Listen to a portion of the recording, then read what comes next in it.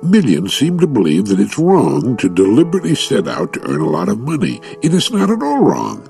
A sound economic base is a prerequisite for nearly everything else we want to do.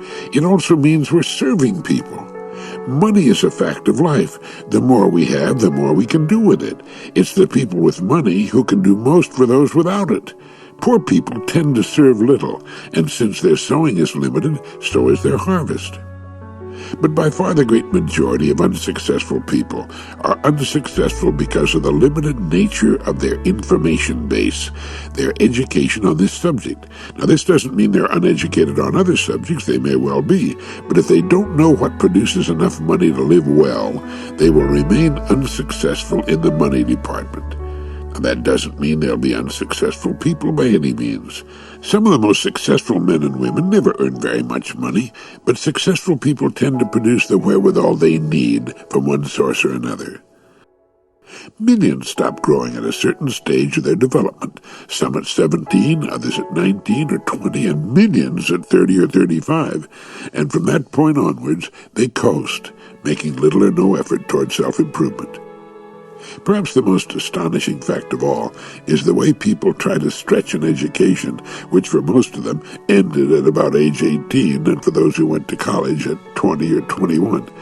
To take what is at best a very rudimentary education and then try to stretch it over an entire lifetime renders them woefully inadequate to properly cope with life's problems, and just as important, to fully take advantage of a long life's opportunities.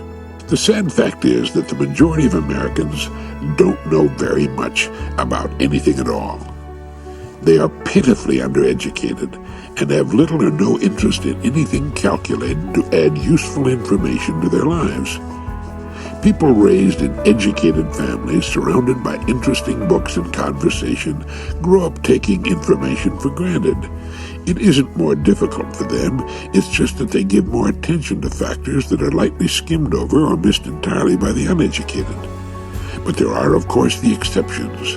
The boys and girls from uneducated families who, often for that very reason, make up their minds to obtain good educations and break loose from the bleak traditions of the past. Being raised in poverty and ignorance will tend to keep the majority of children doing little better than the parents, than the milieu that exerts such pressures upon them. But there will always be those individuals who know instinctively that there is a way out, and determined to find and follow that way to higher, more interesting, more satisfying ground. After all, successful people are visible to the unsuccessful. They see them driving around in their fine cars. They see them in motion pictures and on television. But strange as it may seem when you think about it, the existence of such people seems to have little or no influence on the majority of the have-nots. It's a mystery to them.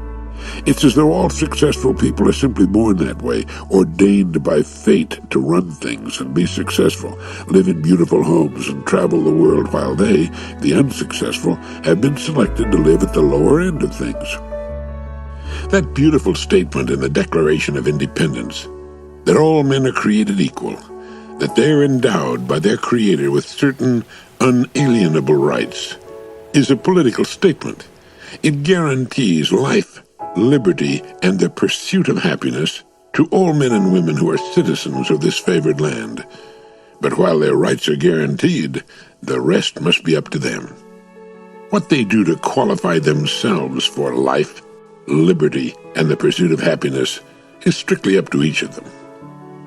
Happily, learning what we need to know in order to move into the upper echelons of education and reward is not all that difficult.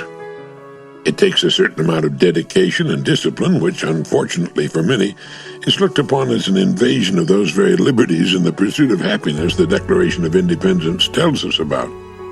Dedication and discipline are needed to succeed at anything, even failure, and millions have the dedication and discipline to remain in the failure column. Sound economics is at the bottom of everything desirable. There must be a satisfactory financial base for our lives if we're to grow and accomplish more and experience more. Money is very important. Without it, nothing happens. With it, everything becomes possible.